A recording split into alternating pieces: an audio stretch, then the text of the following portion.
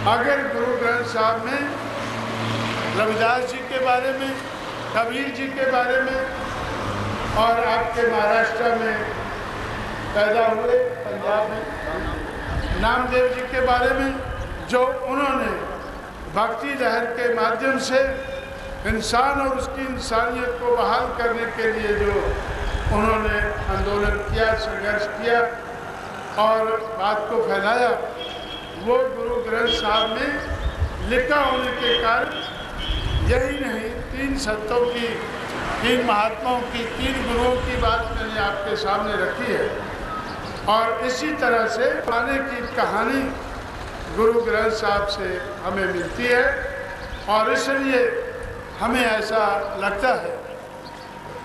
और खास करके मैं ये सोचता हूँ कि जब से ब्राह्मणवादी समाज व्यवस्था बनी है और ब्राह्मणवादी समाज व्यवस्था ने इस देश के मूल निवासियों को गिराया है, उनका अपमान किया है, उनको पछाड़ा है, उस समय से जो इस व्यवस्था के शिकार लोग बने हैं, उन लोगों में ज़रूर कुछ न कुछ लोग उठे होंगे और उठकर उन्होंने संघर्ष किया होगा इस व्यवस्था के खिलाफ। लेकिन अगर गुरु ग्रंथ साहब में अगर इन महात्माओं की कहानी, इन संतों की कहानी अगर हमें ना मिलती तो हमें क्या पता चलता कि 500-600 साल पहले ऐसे संत महात्मा पैदा हुए और ब्राह्मणवादी समाज व्यवस्था के खिलाफ उन्होंने संघर्ष किया।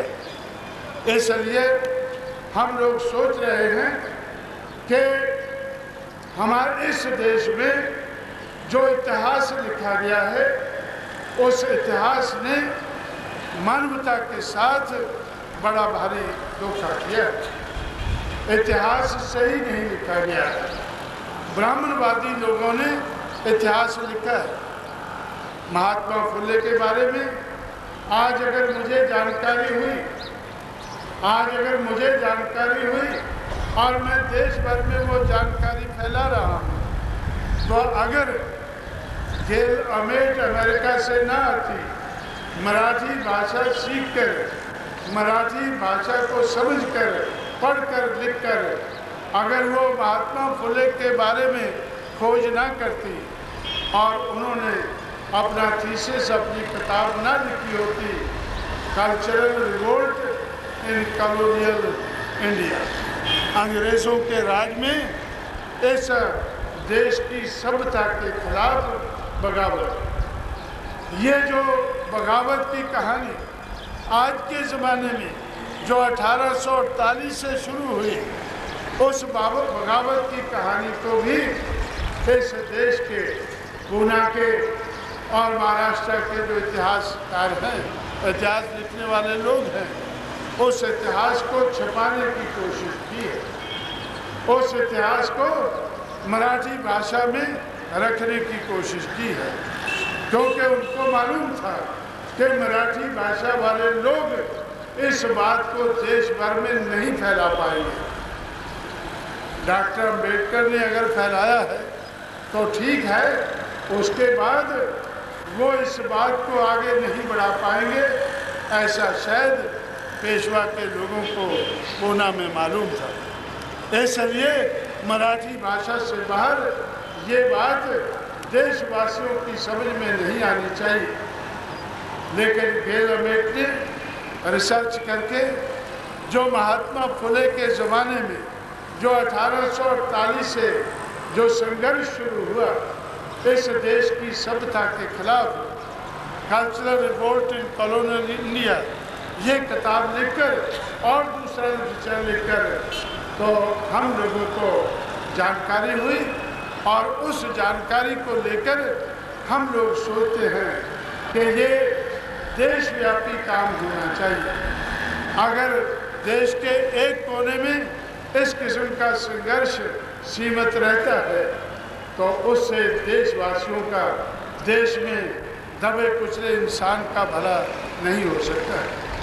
अगर देश भर में हमें दबे कुचले इंसान को अगर इंसानियत के लेवल पर लाना है उसकी बात को अगर आगे बढ़ा तो देश भर में इस किस्म का आंदोलन होना बड़ा ज़रूरी था।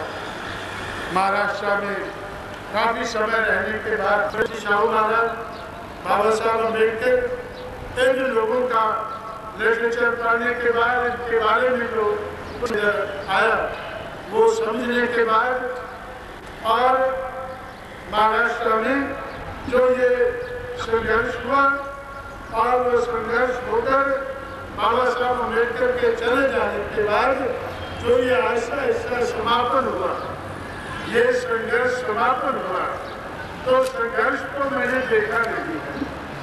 संघर्ष के बारे में मैंने सुना है, पढ़ा है और अध्ययन किया है, लेकिन ये संघर्ष समाप्त होता महाराष्ट्र में मैंने देखा।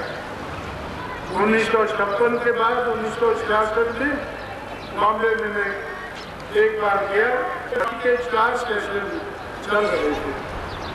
एक भंडारे की देखरेख में चल रहा था, एक डिस्ट्रिक्ट कामले की देखरेख में चल रहा था, एक दादा साहब गायकवाड़ की देखरेख में सेशन हो रहा था, एक और हो रहा था शायद वो अब मैं भूल गया क्योंकि वो उसके बाद तो ये टुकड़े होते गए, जुड़ते गए, बढ़ते गए।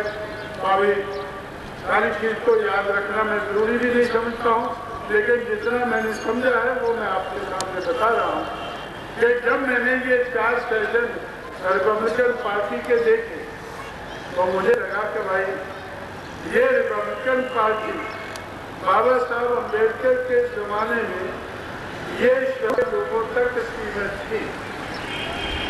ये मूवमेंट रिपब्लिकन पार्टी नहीं, रिपब्लिकन पार्टी तो 3 अक्टूबर 1957 को बनी है। बाबा साहब अम्बेडकर के चल बसने के 10 महीने बाद रिपब्लिकन पार्टी बनी, लेकिन शेड्यूल कास्ट की जो लहर, शेड्यूल कास्ट की जो मूवमेंट है, जो बाबा साहब अम्बेडकर की देख में देश भर में वो समय का अंत होता मैंने बॉम्बे पूना में देखा। और जब मैं सोच रहा था, तीनों चारों सेशन को देखकर मैं सोच रहा था कि इसका होने वाला क्या है, तो उसी वक्त मुझे नजर आया कि जो भंडारे का सेशन है उसके पीछे एसके पाटिल कांग्रेस का खजांची था, कांग्रेस का नेता था एसके पाटिल।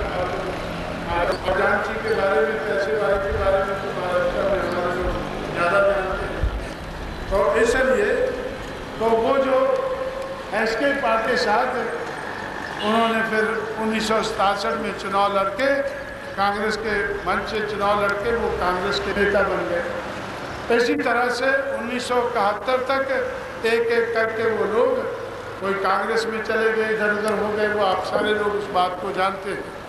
उन्हें बात में क्यों की है कि इसी पूना में गाड़गे महाराजा धर्मशाला है।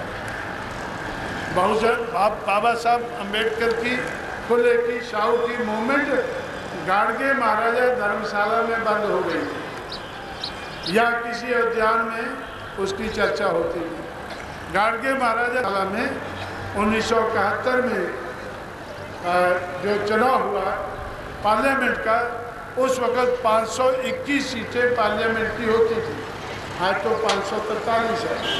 तो 521 सीटों में का बंटवारा हुआ गाड़गे महाराज धर्मशाला में। रिपब्लिकन पार्टी के नेता दादा साहब गायकवाड़ की देखरेख में उधर इकट्ठे हुए गाड़गे महाराज धर्मशाला में, और पूना के मोहन धारिया की देखरेख में कांग्रेस वाले इकट्ठे हुए।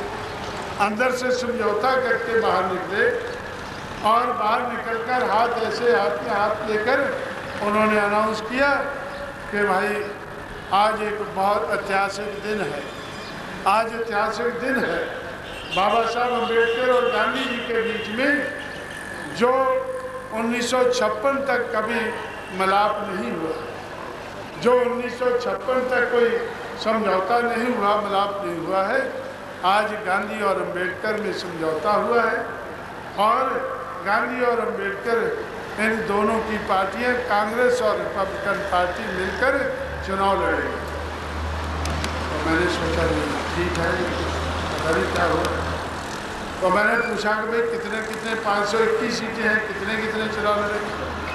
मुझे बताया गया कि गांधी के हिस्से में 520 सीटें आई हैं और अम्बेडकर के हिस्से में 1 आई है।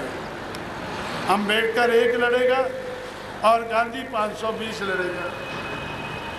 युति जारी और मैं बड़ा परेशान हुआ। मैं कैसी युति जारी? मैं समझता हूँ कि भाई हम सोचते हैं कि भाई अम्बेडकर का की मूवमेंट चलनी चाहिए, मिशन चलना चाहिए, बात आगे बढ़नी चाहिए। अब कैसे आगे बढ़ेगी? गांधी के मुकाबले में वो कितना छोटा बना दिया उनको। 520 गांधी लड़ेगा और 1 अम्बेडकर लड़ेगा। तो मुझे ऐसा लगा कि मुझे अभी और ज़्यादा नहीं सीखना है, बहुत सीख गया हूँ। महाराष्ट्र में मैं बहुत सीख चुका हूँ और ज़्यादा सीखने की हिम्मत नहीं, मुझे अभी चले जाना चाहिए। और मैं 1976 के इधर महाराष्ट्र में रहा। उसके बाद मैं उत्तर भारत में चला गया और उत्तर प्रदेश को मैंने तैयार करके तो इस मूवमेंट को फैलाने की, जो मैं महाराष्ट्र से या पूना के वेस्टर्न महाराष्ट्र के क्षेत्र से जो सीखा, उसको फैलाने के लिए उधर मैंने तैयारी शुरू की।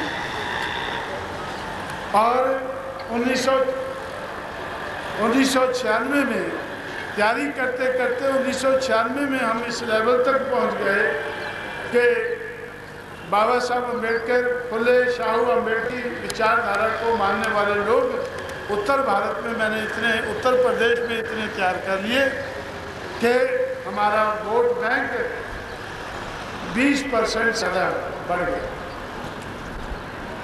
जो 2% से शुरू किया था हम लोगों ने, 20% से 20.6% हमारा वोट मई 1996 के चुनाव में, पार्लियामेंट के चुनाव में जब हमारी पार्टी नेशनल पार्टी बनी तो उस वक़्त हमारा वोट 20.6% हो गया और हमारा वोट बढ़ता गया।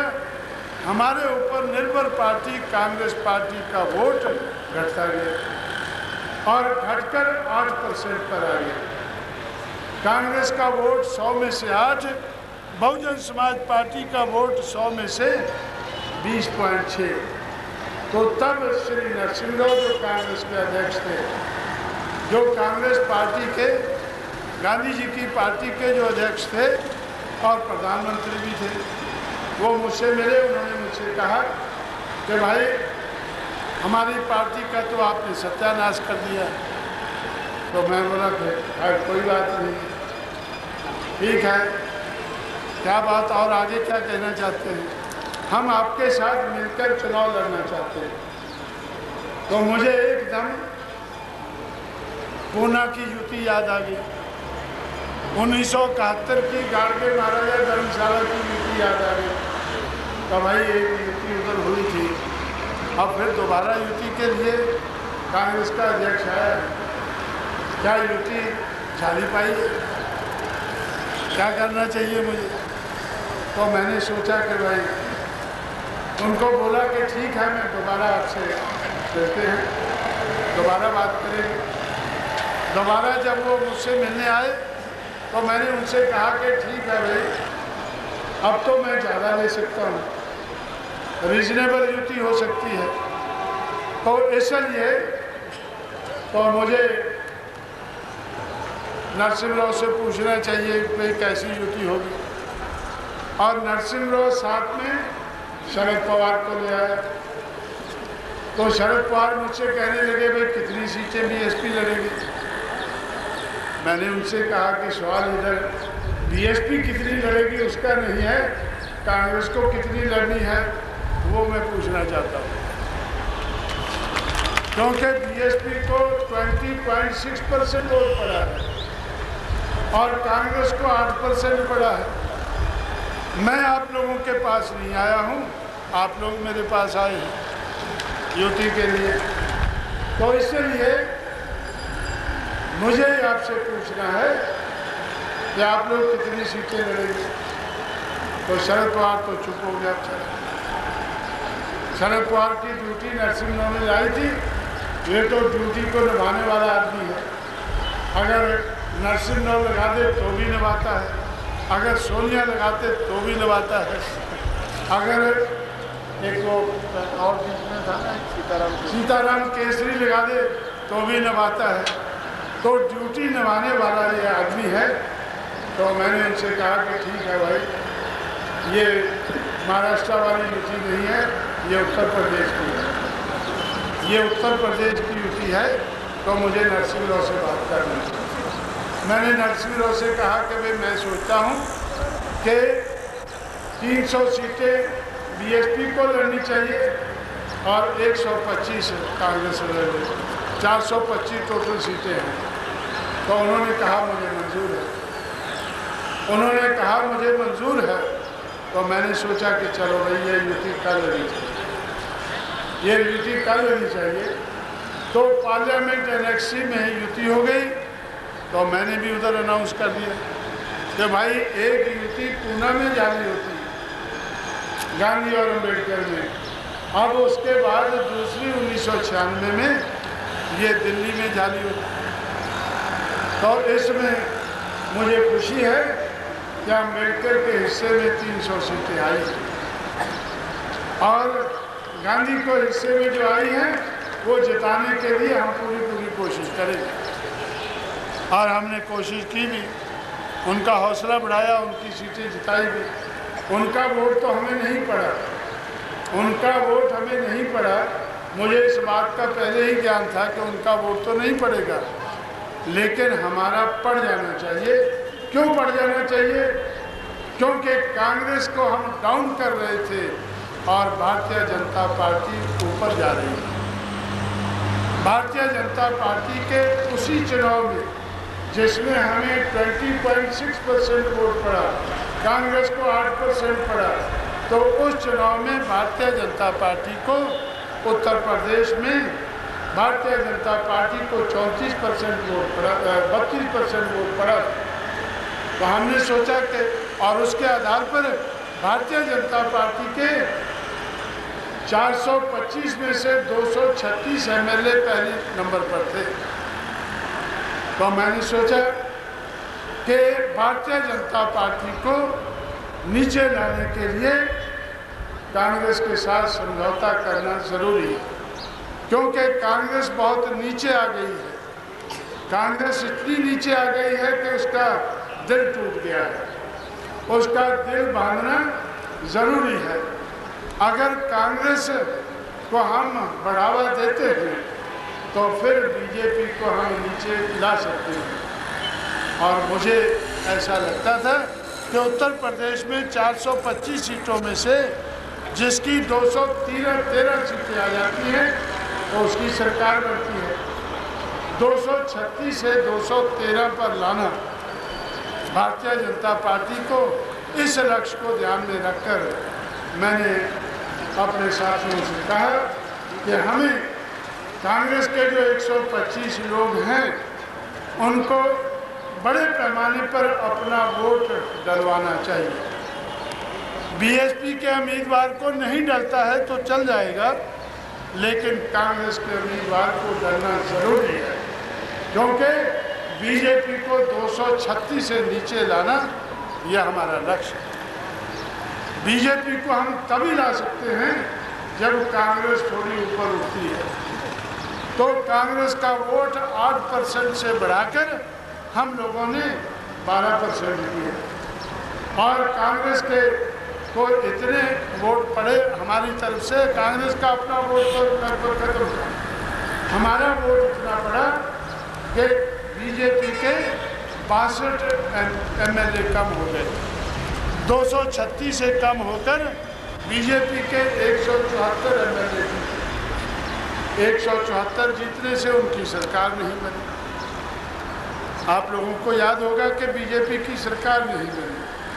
बीएसपी का वोट 20.6% उत्तर प्रदेश में हुआ, तो बीएसपी की सरकार तो नहीं बनी, लेकिन जिनकी बना करती थी उनकी भी नहीं बनी। ये फायदा हो गया। इसलिए हमें भी उत्तर प्रदेश में सरकार चलाने के लिए 6 महीने का मौका मिला और 6 महीने में सरकार चलाकर हम लोगों ने जो हमारा एजेंडा था, जैसे महाराष्ट्र में अम्बेडकरवादी लोग अम्बेडकर को दबाकर चलना चाहते हैं। अगर जीतना है तो अम्बेडकर को दबाना ज़रूरी है और हम लोग अम्बेडकर को उछाल कर चलते हैं। उत्तर प्रदेश में हमारे लोग अम्बेडकर को उछाल कर चलते हैं और अगर जीते या ना जीते, लेकिन इस मूवमेंट को ब्राह्मणवाद के खिलाफ, मनुवाद के खिलाफ जो संघर्ष है वो चलते रहना चाहिए और मंजिल तक पहुंचना चाहिए। इस लक्ष्य को ध्यान में रखकर हम लोगों ने रास्ता अपनाया है कि हम फुले शाहू अम्बेडकर का जो संघर्ष है, उनका जो विद्रोह है, जो ब्राह्मणवाद के खिलाफ उनका जो संघर्ष है, उनका जो रिबेलियन है, वो रिबेलियन देश भर में चलना चाहिए, देश भर में जारी होना चाहिए और उनकी मूवमेंट मंजिल तक पहुंचनी चाहिए। अगर हमें बहुजन समाज को इस देश का हुक्मरान बनाना है तो छुपके छुपके अपने महापुरुषों को दबाकर, उनको पछाड़ कर और उनको धुतकार कर हमें आगे नहीं बढ़ना है। तो इस तरह से साथियों, उत्तर भारत में जब ये बात आगे बढ़ी, उत्तर भारत में हम लोगों ने अपना एजेंडा पूरा किया। एजेंडा क्या था? 7 लाख एकड़ ज़मीन कागज़ के ऊपर कोई भी सरकार आई, 22 साल की सरकारों ने कागज़ के ऊपर दी। उसको ज़मीन पर 100 दिन के थोड़े समय में बहुजन समाज पार्टी ने 7 लाख एकड़ जो कागज़ के ऊपर थी उसको ज़मीन पर 7 लाख एकड़ दे दिया। अम्बेडकर ग्राम विकास योजना जो अम्बेडकर के महाराष्ट्र में आज तक एक भी गांव में लागू नहीं हुई। देश के किसी भी प्रदेश के किसी भी गांव में आज तक लागू नहीं हुई है। उत्तर प्रदेश में जो केंद्र की सरकार ने 11,524 गांव आइडेंटिफाई किए थे, उन 11,524 गांव में बहुजन समाज पार्टी की सरकार ने 100 दिन में उसको लागू किया। इस तरह से हमारा जो एजेंडा था बड़े पैमाने पर हम लोगों ने लागू किया। हमारे महापुरुषों के नाम पर हम लोगों ने, मैंने आपसे कहा कि छुपा कर नहीं, हमारे महापुरुषों के संघर्ष को उछाल कर हम आगे बढ़े और उत्तर प्रदेश की राजधानी लखनऊ में हम लोगों ने एक अच्छा जगह ढूंढकर, एक बेहतर जगह ढूंढकर हमने चौक बनाया और उस चौक का नाम परिवर्तन चौक बनाया। और जिन महापुरुषों ने देश भर में मनुवादी समाज व्यवस्था, ब्राह्मणवादी समाज व्यवस्था को दबाकर, पछाड़कर, धुतकार कर उसका मुकाबला करके, चुनौती लेकर जिन्होंने हमारे समाज की मूवमेंट को, इंसान और इंसानियत की मूवमेंट को, इसकी सामाजिक परिवर्तन की मूवमेंट को आगे बढ़ाया, उनकी यादगार हम लोगों ने घर बनाई, मेमोरियल उनका बनाया, जिसको हम परिवर्तन चौक कहते हैं। इसी तरह से साथियों बहुत से और काम किए और बहुत से काम इतने किए। अभी देखो मैं इधर आप लोगों के पास कोई चुनाव के मौके पर तो नहीं आया हूँ, लेकिन फिर भी एक बताना जरूरी समझता हूँ और वो है यूनिवर्सिटी का। क्योंकि महाराष्ट्र के लोगों को यूनिवर्सिटी का बहुत शौक है। बाबा साहब के नाम पर यूनिवर्सिटी होनी चाहिए, बाबा साहब के नाम पर यूनिवर्सिटी होनी चाहिए। इतना बड़ा संघर्ष किया और बाबा साहब के बाद फिर छत्रपति शाहू महाराज के नाम पर भी यूनिवर्सिटी होनी चाहिए। पूना में छत्रपति शाहू महाराज ने इस वेस्टर्न महाराष्ट्र में एजुकेशन को बढ़ाने के लिए बहुत काम किया, तो यूनिवर्सिटी होनी चाहिए। इधर यूनिवर्सिटी होनी चाहिए। कोल्हापुर में मैं हॉस्टल देखने गया था, हॉस्टल देखते देखते मैं फंस गया। कुछ लोग मुझसे मिले कि छत्रपति शाहू महाराज के नाम पर यूनिवर्सिटी होनी चाहिए। हम आंदोलन चला रहे हैं, लोग मान नहीं रहे हैं, सरकार मान नहीं रही है। मैं बोला कौन? सरकार तो शरद पवार चला रहा है, बनाओ उसको। नहीं मान रहा है। हम आपको सिग्नेचर इकट्ठे करके देते हैं, आप उनको बनाएं, लेकिन मेरे कहने से भी वो नहीं माने, शरद पवार नहीं माना। तो फिर बाल ठाकरे कोल्हापुर में गए और कोल्हापुर में जाकर उन्होंने अनाउंस किया कि भाई शाहू महाराज के बारे में तो हम ही देख लेंगे, काशीराम की यहाँ क्या ज़रूरत है। मैंने भी सोचा कि ठीक है, अगर ये ठाकरे जी इसको देख लेते हैं तो ठीक बात है। तो मेरे पास और बहुत काम है और महाराष्ट्र के अलावा और पूरा देश पड़ा है। लेकिन बाल ठाकरे भी सरकार में काफ़ी देर से है, 7 साल हो गए, आज तक उन्होंने भी वो काम पूरा नहीं किया है। आज तक उन्होंने भी वो काम पूरा नहीं किया। तो हम लोगों ने सोचा कि ठीक है भाई, अगर हम महाराष्ट्र में नहीं कर सकते हैं जहाँ पर छत्रपति शाहू महाराज ने अपना कार्य किया है, जहाँ से संघर्ष करके मानवता की मूवमेंट को आगे बढ़ाया, मानव को आगे बढ़ाया है, दबे कुचले लोगों के लिए आरक्षण देकर उन्होंने उनकी बात को आगे बढ़ाने के लिए कदम उठाए हैं। अगर हम वहाँ नहीं कर सकते तो क्या उत्तर प्रदेश में कुछ कर सकते हैं? तो मुझे पता चला कि छत्रपति शाहू महाराज 1919 में कुंभी महासभा का सम्मेलन को एड्रेस करने के लिए 1919 में एक जगह वो कानपुर में गए थे। तो मैं वो जगह पर पहुंचा, लोगों से पूछा, वो बोलने लगे हाँ ये आए थे, जगह बहुत खाली नजर आई मुझे। हम लोगों ने 200 एकड़ हमारी सरकार थी, हमने सोचा कि अब जो कोल्हापुर के में पूना में महाराष्ट्र में जो काम है वो तो हम ठाकरे जी के ऊपर छोड़ देते हैं। अब महाराष्ट्र में हमें मौका मिला है और गुरु के लिए हमारे हाथ में है, तो महाराष्ट्र में हम उत्तर प्रदेश में हम जहाँ छत्रपति शाहू महाराज एक दिन के लिए आए थे और उस जगह को 200 एकड़ जगह एक्वायर करके हम लोगों ने कानपुर में उनके नाम पर यूनिवर्सिटी का निर्माण किया। और महात्मा फुले के फिर बीच में सोचा कि महात्मा फुले ने तो ये मूवमेंट शुरू की है, उनके भी कुछ करना चाहिए। तो फिर हम लोगों ने बरेली में महात्मा फुले के नाम पर यूनिवर्सिटी बनाई और महात्मा बुद्ध के नाम पर गौतम बुद्ध यूनिवर्सिटी दिल्ली के बगल में, दिल्ली के पड़ोस में जमुना के दूसरे किनारे जहाँ उत्तर प्रदेश है, जिस जगह हम लोगों ने 3 जिलों में मिलाकर गौतम बुद्ध नगर जिला बनाया, तो उस जिले में गौतम बुद्ध यूनिवर्सिटी बनाई। तो मैं ये बात क्यों कह रहा हूँ कि जो आप लोगों को यूनिवर्सिटी का शौक़ है, वो शौक़ पूरा होता है, उसका तरीका होता है, उस शौक़ को पूरा करने का तरीका होता है। मैं महाराष्ट्र में आपको बताता रहा कि आप लोग अगर पॉलिटिकल पावर नहीं ले सकते हैं तो पॉलिटिकल क्लाउड को बना लें, पॉलिटिकल क्लाउड आप बना लें और उस क्लाउड का इस्तेमाल करके आप लोग हुक्मरान को मजबूर कर सकते हैं आपके बुजुर्गों के नाम पर यूनिवर्सिटी बनाने की। लेकिन क्राउड की भी आप लोगों ने नहीं सोचा, लेकिन हम लोगों ने पॉलिटिकल पावर एक्वायर करके गुरु के लिए हासिल करके और ज़रूरी काम जो थे, जो हमने ज़्यादा ज़रूरी समझे वो तो हमने किए, लेकिन यूनिवर्सिटी का गैर ज़रूरी काम ये भी हम लोगों ने तो बड़े पैमाने पर उत्तर प्रदेश में किया। इसलिए साथियों, तो उत्तर प्रदेश में ये काम हम लोगों ने कैसे किया?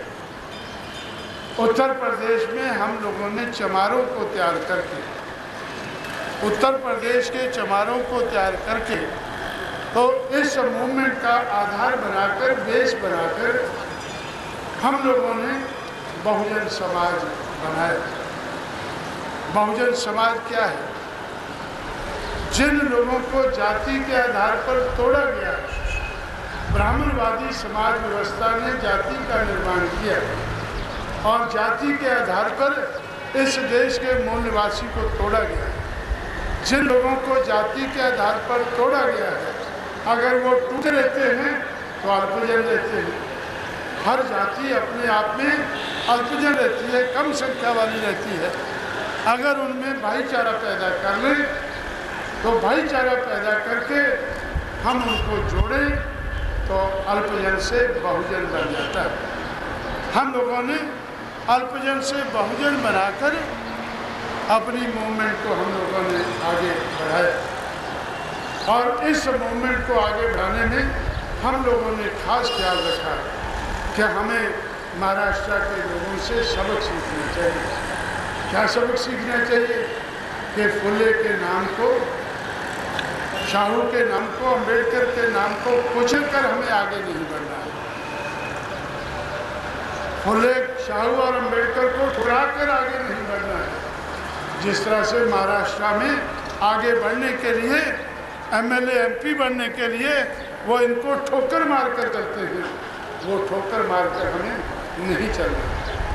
उनके नाम को उछालकर, उनके नाम को, उनके मूवमेंट को उछालकर तब हमें आगे बढ़ना है। इसलिए साथियों, हम लोगों ने उत्तर प्रदेश में जब इस बात को आगे बढ़ाया और मुझे ऐसा पता चला कि मैं आप लोगों को भी बताना चाहता हूँ कि बाबा साहब अम्बेडकर की मूवमेंट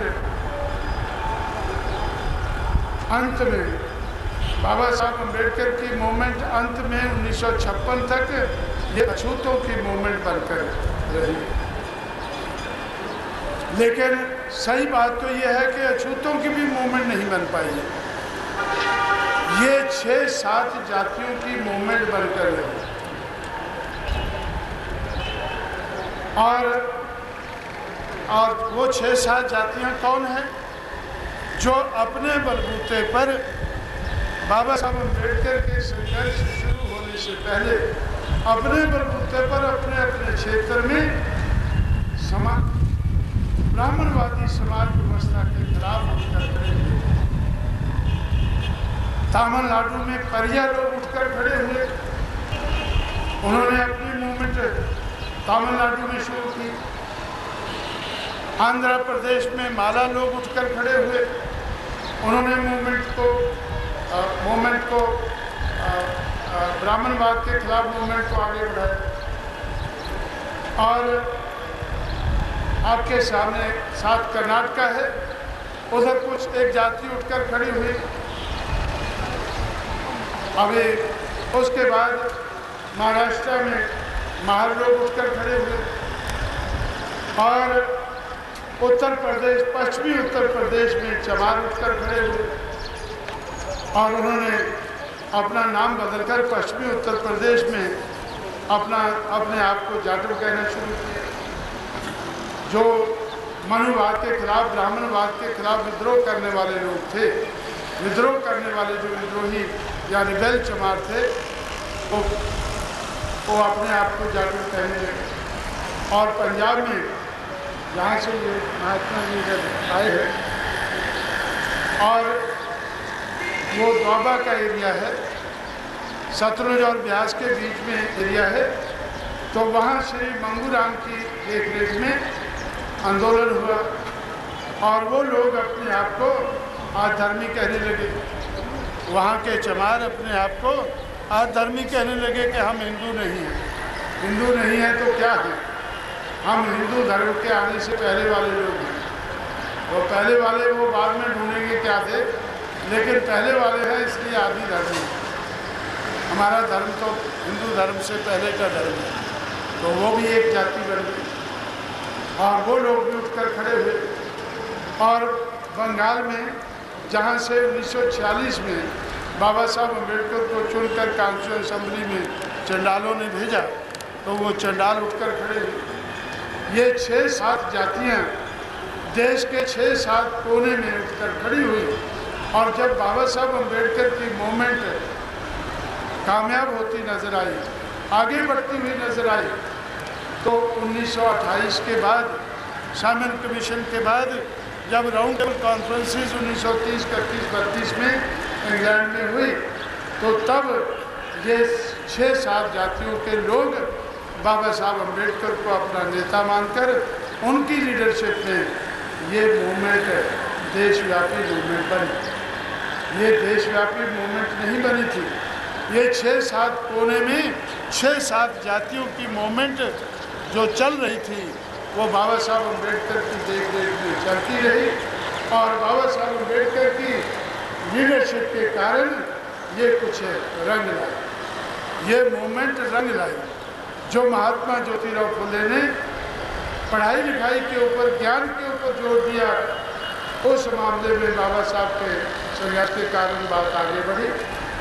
और जो छत्रपति शाहू महाराज ने आरक्षण के ऊपर जोर दिया था वो बात आगे बढ़ी। पढ़ाई लिखाई के मामले में और आरक्षण के मामले में ये देशव्यापी मूवमेंट बनी और उसके कारण हमारे समाज की बात बहुत आगे बढ़ी।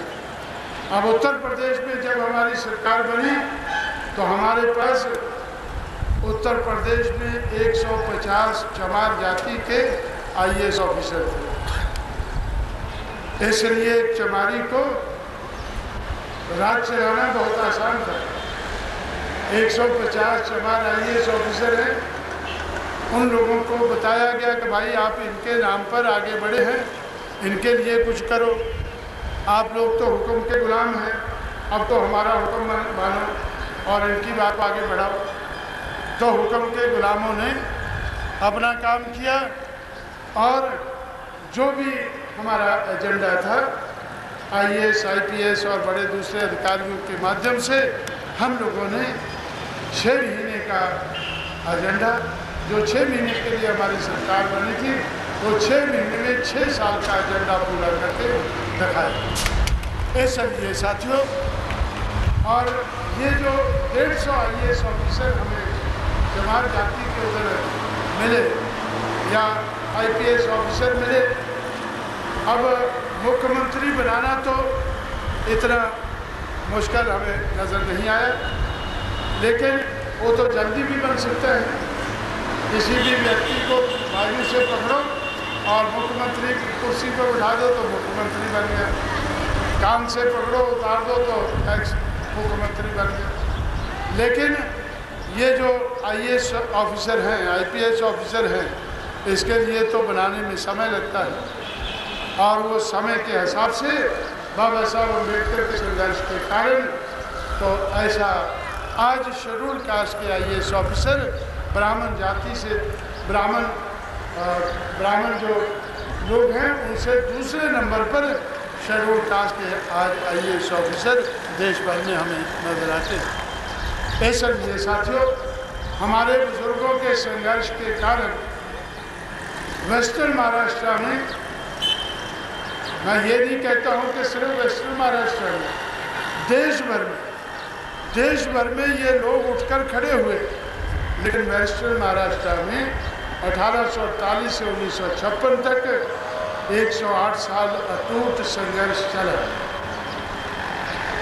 महात्मा फुले, छत्रपति शाहू महाराज, बाबा साहब अम्बेडकर, इनकी देख रेख में जो संघर्ष है, उसके कारण जो जिन लोगों को पहले महात्मा फुले शूद्र और अति शूद्र कहते थे, आज जिनको हम बहुजन समाज के लोग कहते हैं, जिनको आज हम बहुजन समाज कहते हैं, महात्मा फुले उनको शूद्र और अति शूद्र कहते थे।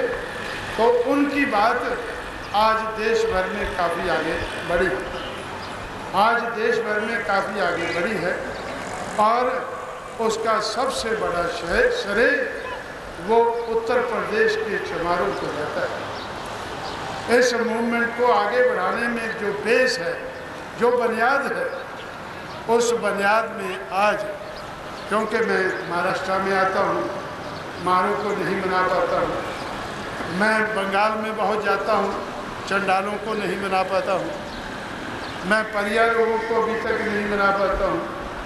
परिया लोग कहते हैं कि भाई अभी तो हमारा 10 रुपये रेट है, अगर कोई जलसा करते हैं तो हमें 10 रुपये में ले जाते हैं, हमारा रेट क्यों मांग रहे हो। तो इसलिए तो परिया लोगों में जो लोग ये संघर्ष को चला रहे थे, आज वो लोग इस संघर्ष को चलाने में आज वो करारा काट रहे हैं।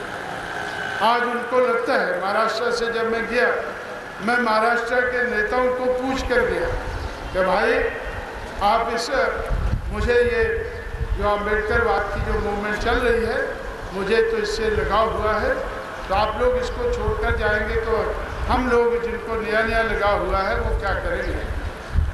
उन्होंने कहा कि भाई हम तो मजबूर हैं, हमें एमएलए अम्बेडकर का नाम लेकर हम एमएलए एमपी नहीं बन सकते, और एमएलए एमपी बनना बड़ा ज़रूरी है, इसलिए हम तो गांधी के पास जा रहे हैं, एक एक करके गांधी के पास चलेंगे। अब उसके बाद मैंने सोचा कि भाई सब जगह उत्तर प्रदेश में भी बीपी मौर्य इस मूवमेंट को चला रहे थे, वो भी गांधी के पास चले, अभी तो गोलवालकर के पास पहुंच गए, आपके यहाँ भी कुछ लोग गोलवालकर के पास पहुँचे हो। तो इस तरह से साथियों, तो मुझे लगा कि भाई अगर इस मूवमेंट को कामयाब बनाना है, मूवमेंट चलाना तो ज़रूरी है, तो एमएलए एमपी बनाना भी ज़रूरी है, क्योंकि बहुत से लोग हमें नहीं मानेंगे जब तक हम उनको एमएलए एमपी नहीं बना पाएंगे। तो अब तो हम उनको एमएलए एमपी बनाने में कामयाब हुए हैं। तो मैं सोच रहा था कि महाराष्ट्र के लोग भी शायद मान जाएंगे, महाराष्ट्र भी शायद मान जाएंगे। वो बोलते हैं हम बुद्धम शरण करके काम चला देते हैं, हमें अम्बेडकर से क्या लेना है, हमें मूवमेंट से क्या लेना है। शासन चलाने वाले अगर बीजेपी शिवसेना वाले चलाते हैं तो चलाने दो, अगर कांग्रेस वाले चलाते हैं तो चलाने दो, हमें शासन प्रशासन से क्या लेना है। हम तो बुद्धम शरणम करते हैं। भाई बुद्धम शरणम करते करते तो अगर फुले शाहू अम्बेडकर के संघर्ष को भी अगर याद कर ले, अभी हमारे साथी रविदास को याद करते हैं, तो मैं उनको भी कहता हूं कि भाई रविदास के साथ साथ उन्होंने अपने ज़माने में संघर्ष किया, कबीर जी ने किया, उनके संघर्ष को हमने याद किया, रविदास जी के ऊपर उनको हमने समझ कर, तो जिस रविदास जी को पांडवों ने बहुत परेशान किया, तो आज हमें नज़र आया कि रविदास के मानने वालों को आज भी वो परेशान कर रहे थे। हमारे ये महात्मा जी हैं, ये लोग उधर रविदास गेट बना रहे थे, रविदास गेट इनको पढ़ने लोग नहीं बनाने दे रहे थे। तो हमारी सरकार है, तो हमारे पास बात पहुंची, तो हमने सोचा कि भाई ये पढ़ने क्यों नहीं बनाने दे रहे। मैंने जाकर पता किया, पढ़नों से पता किया, वो कहने लगे कि भाई ये जो गेट बना रहे हैं, ये इसके ये जो BHU है, बनारस हिंदू यूनिवर्सिटी है, इसके सामने बना रहे हैं, और ये पंडितों का गेट है। पंडितों का गेट जो है ये तो अभी पुराना गेट हो गया है, और ये चमारों का गेट बना रहे हैं। अब चमारों का गेट बढ़िया होगा और पंडितों का घटिया होगा, तो ये हमें अच्छा नहीं लगता है। तो हमने सोचा कि ठीक है भाई, हमने रास्ता निकाला और गेट बनाया, गेट भी बढ़िया बनाया, क्योंकि पैसा तो उस गेट पे हमने, सरकार ने पैसा नहीं लगाया, इंग्लैंड में जो चमार रहते हैं उन्होंने पैसा भेजा, तो वो पैसा लगाकर वो गेट बनाया। तो आज नगर बनाया, एक नया जिला बनाया, जैसे अयोध्या को काटकर हमने 2 जिले बनाए, एक फैज़ाबाद और दूसरा अम्बेडकर नगर। एक अम्बेडकर के नाम पर हमने अयोध्या के साथ वाला ज़िला हमने अम्बेडकर नगर बनाया। अब बनारस के साथ वाला ज़िला हमने रविदास नगर बनाया।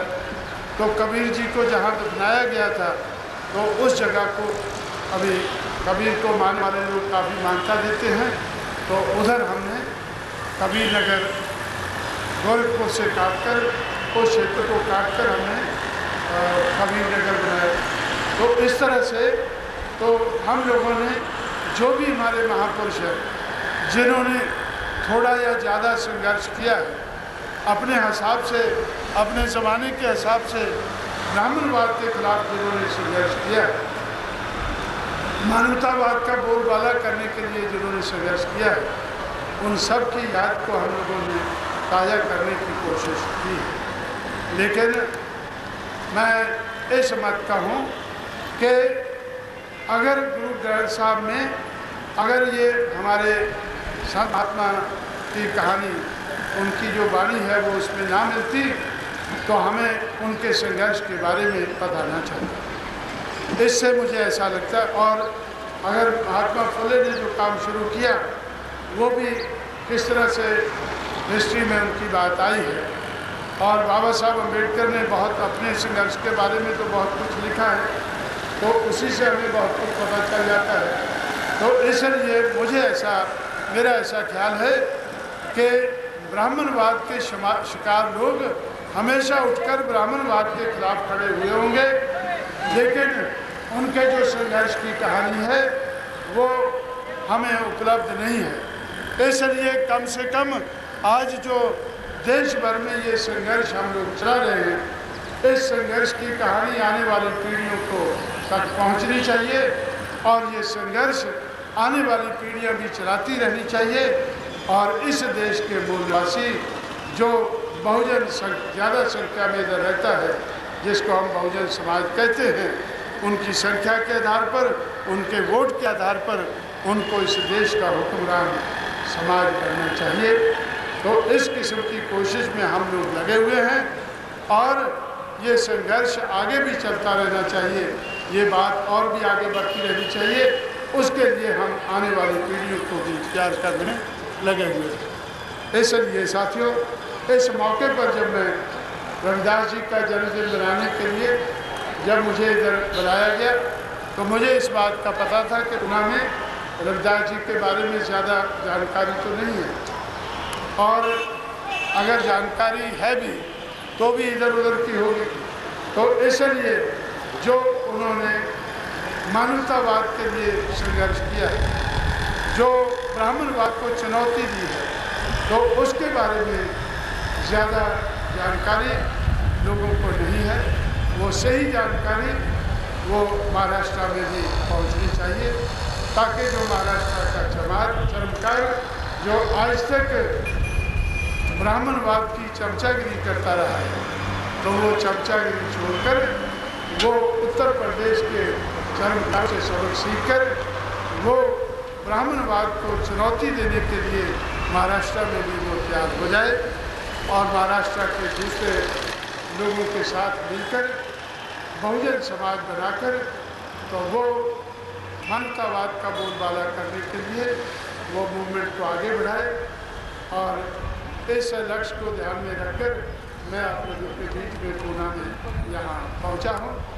मैंने अपनी बात आप लोगों के सामने रखी है, और ख़ासकर मैं आप लोगों को ये बताना चाहता हूँ कि अपने अपने समय में हमारे महापुरुषों ने अपने अपने हिसाब से उन्होंने संघर्ष किया, लेकिन आज हम लोग अपने हिसाब से कर रहे हैं। बाबा साहब अम्बेडकर को गांधी जी और उनके फॉलोअर्स ने शेड्यूल कास्ट से बाहर नहीं जाने दिया, शेड्यूल कास्ट के बाहर उनकी मूवमेंट नहीं जा सकी। और बाबा साहब के चले जाने के बाद तो मूवमेंट, जब मैं महाराष्ट्र में था तो मुझे ऐसा लगता था कि ये तो शेड्यूल कास्ट की मूवमेंट नहीं है महाराष्ट्र में, ये तो सिर्फ महारूप की मूवमेंट। तो इसलिए हमें इसको ब्रॉड बेस करना बड़ा ज़रूरी है, हमें इसको ब्रॉड बेस करना। ब्राह्मणवादी समाज व्यवस्था के जितने शिकार जातियां हैं, उन सब लोगों को किसी को कम परेशान किया है, किसी को ज़्यादा। ये बात सही है। बाबा साहब अम्बेडकर ने खुद हमें बताया है कि ये जो कास्ट का सिस्टम है, हम लोगों के लिए, शूद्र और अति शूद्र समाज के लिए, it is a system of graded degradation. ये हम लोगों को डिग्रेड किया है, इन्होंने गिराया है, किसी को कम गिराया है, किसी को ज़्यादा गिराया है। जिनको ज़्यादा गिराया है उनको ज़्यादा ज़रूरत है इस सिस्टम का मुकाबला करने की, उनको ज़्यादा ज़रूरत है, जिनको कम गिराया है उनकी ज़रूरत कम है। महात्मा फुले, उनकी जाति माली जाति और छत्रपति शाहू महाराज, कुंभी जाति, इन जातियों की ज़रूरत महार, चमार और मांग के मुकाबले में, जो मुँह मटका और पीछे पूंछ लगाकर जिनको घूमना पड़ा है, उनके मुकाबले में इनकी ज़रूरत कम है। लेकिन ज़रूरत कम होते भी जब उन लोगों को एहसास हुआ, महात्मा फुले को जब इस ज़रूरत का एहसास हुआ, तो उन्होंने ब्राह्मणवाद को चुनौती दी। इसलिए इससे मैंने सबक सीखा कि जिनकी ज़रूरत कम है वो कम हमारे साथ चलेंगे, जिनकी ज़रूरत ज़्यादा है वो ज़्यादा चलेंगे। कोई कम चलेगा, कोई ज़्यादा चलेगा, लेकिन मिलकर अगर चलेंगे तो ये लोग कामयाब हो सकेंगे, इस मकसद में कामयाब हो सकेंगे। इसलिए साथियों, हमें जो सामाजिक परिवर्तन की लड़ाई हमारे बुजुर्ग हमेशा लड़ते आए हैं, किसी के बारे में हमें ज्ञान है, किसी के बारे में ज्ञान अभी तक नहीं है, और किसी ने कम संघर्ष किया है, किसी ने ज़्यादा किया है, किसी कोने में कम हुआ है, किसी में ज़्यादा हुआ है, अपने ज़माने के हिसाब से हुआ है। इस संघर्ष को हम लोगों ने कामयाब बनाना है। और आज तक हमारे बारे में बहुत से लोग सोचते रहे कि जिस तरह से दबे कुचले समाज में कुछ लोग उठकर खड़े होते हैं, थोड़ी देर चलाते हैं, थक हार के बैठ जाते हैं या ख़त्म हो जाते हैं, उनका संघर्ष ख़त्म हो जाता है। लेकिन हमने पहले ये सोच समझ के मूवमेंट को बनाया कि हमारा संघर्ष खत्म नहीं होना चाहिए, हमारा संघर्ष रंग लाना चाहिए, हमारी ज़िंदगी में ही ये रंग लाना चाहिए। और मंजिल तक हमें बाबा साहब अम्बेडकर हमें बता के गए हैं कि जो कारवां में इधर तक लाया हूँ, ये बहुत मुश्किल मुसीबत के बाद, बहुत अपमान सहने के बाद और बहुत गाली गलौज सुनने के बाद मैं इधर तक इसको लाया हूँ।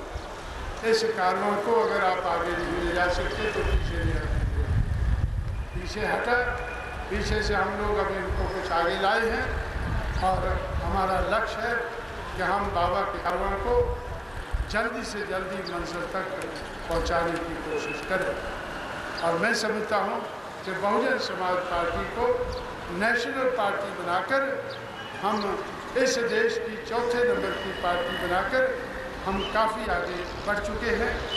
अब इसको पहले नंबर की पार्टी जल्दी बनाना है और मैं समझता हूँ कि वो भी हम काम जल्दी से जल्दी कर पाएंगे।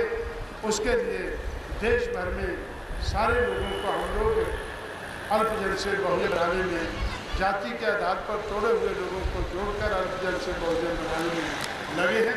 आप लोग भी महाराष्ट्र में हमारा सहयोग देंगे और उसमें हर मनुवादी व्यवस्था के आधार पर हर तोड़ी हुई जाति से मेरी अपील है कि वो जुड़कर अम्बेडकर, फुले, शाहू, अम्बेडकर, इन तीनों के संघर्ष को ध्यान में रखकर, इन तीनों के संघर्ष से सबक सीख कर और आगे को करने के लिए जो ज़रूरत है वो ज़रूरत फुले, शाहू, अम्बेडकर अभी पूरा नहीं करेंगे।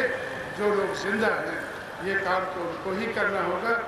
इसलिए उसके लिए हम अपने आप को तैयार करें, अपने समाज को तैयार करें, उस बात को आगे बढ़ाएं।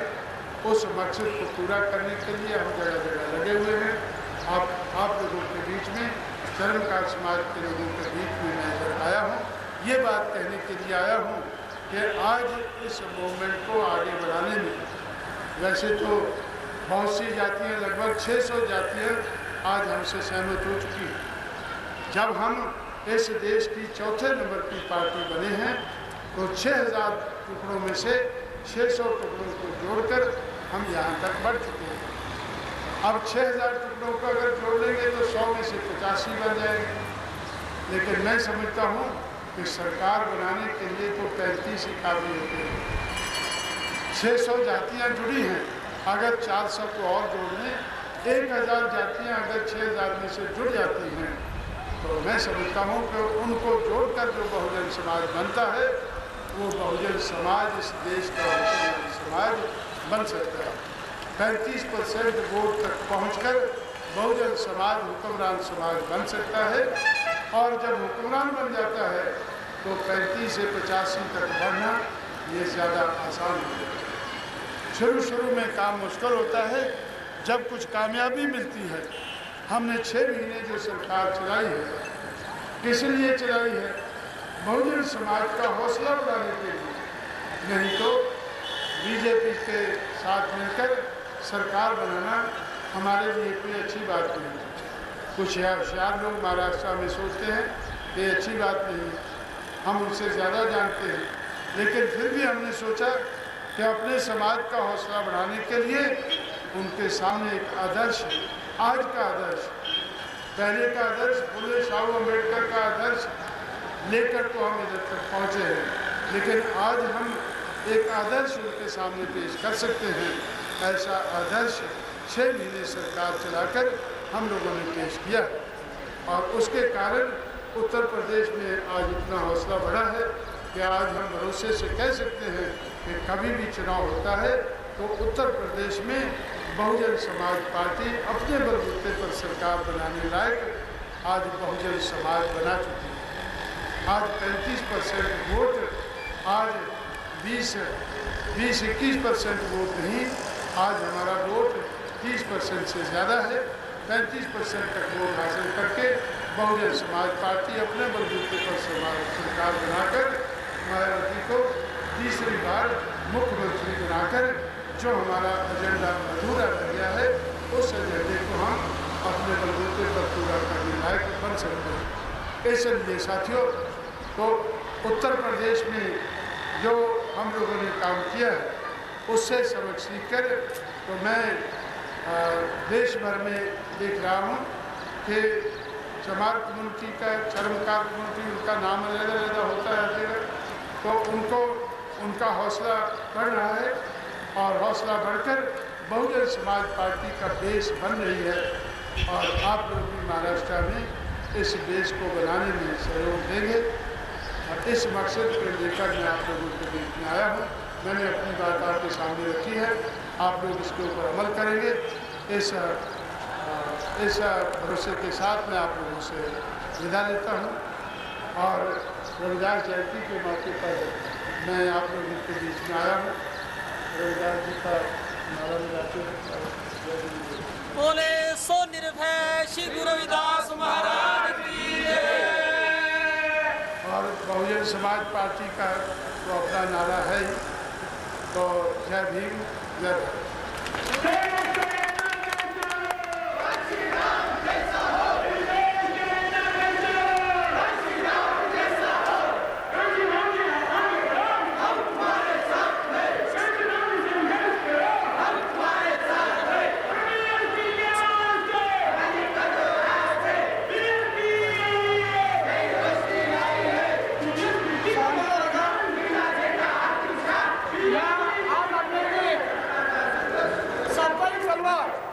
साप्ताहिक तलवारचे संपादक आनंद पिंपळकर यांनी संत शिरोमणी रविदासांच्या विचारांना वाहून घेतलेले आहे।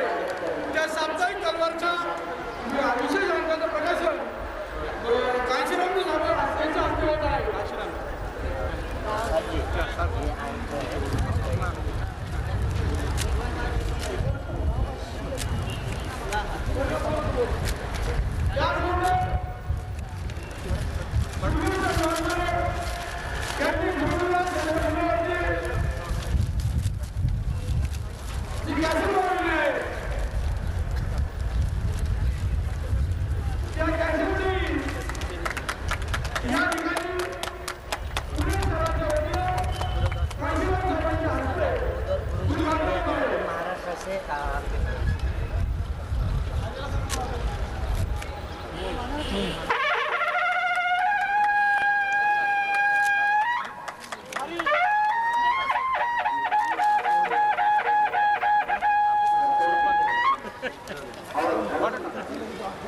कल क्या कहा कि टाइम ज़्यादा मिलेगा, मेरे पास टाइम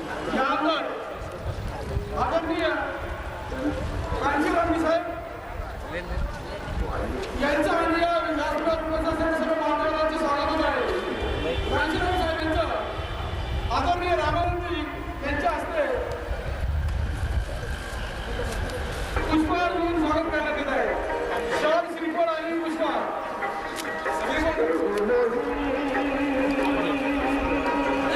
बोले सो निर्भय श्री गुरु रविदास महाराज की जय. रामानंदी यांचा सत्कार सुदेशू वाघमारे यांच्या हस्ते होत आहे.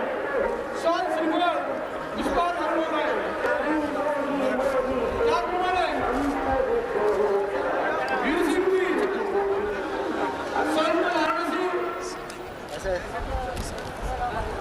उत्तर प्रदेश यांचा सत्कार धोरणांचे कारण यांच्या हस्ते होत आहे.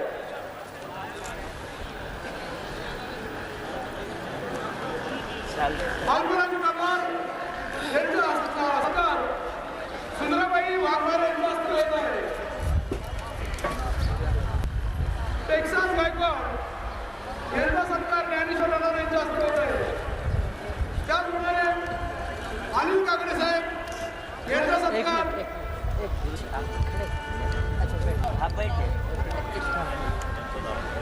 अनिल काकडे यांचा सत्कार सतीश मोरे यांच्या हस्ते होत आहे.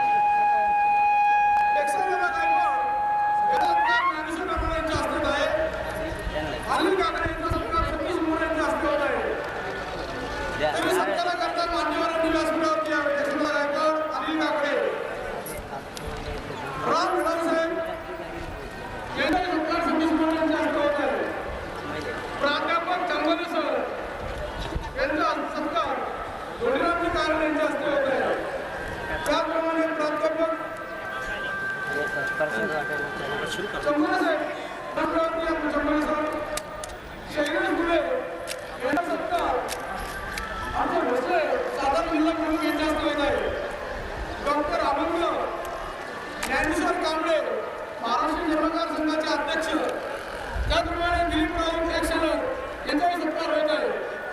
उपस्थितांना विनंती करण्यात येत आहे की संस्कार विभागाच्या वतीनं सर्व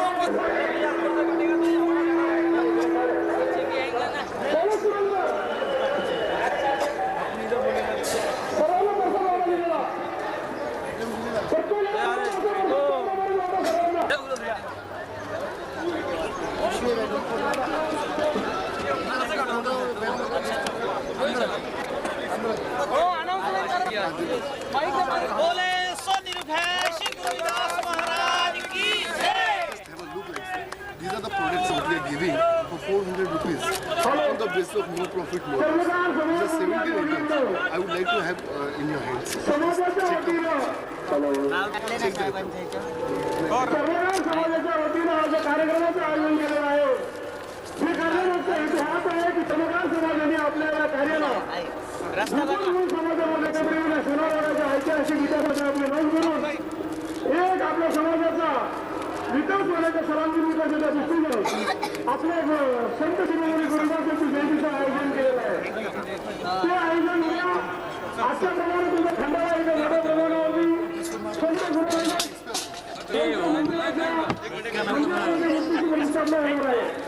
तरी तालुका खंडाळा या ठिकाणी आपण सर्वांनी आपलं प्रमाण आहे तिथे कांशीराम साहेबांची सुद्धा सभा आहे. आजच्या या कार्यक्रमात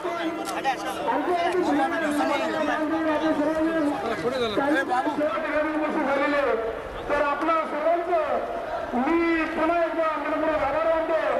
वैयक्तिक प्रत्येकाची नावाने घेता सगळ्या राजकीय संस्था संघटना आणि पेटा सगळ्या संस्था पेटा कार्यकर्ते नामांकित मंडळी वेगवेगळ्या चंद्रकार समाजाने संपर्क मंडळी आपण सर्वांनी बसून राहिला आपला सर्वांचा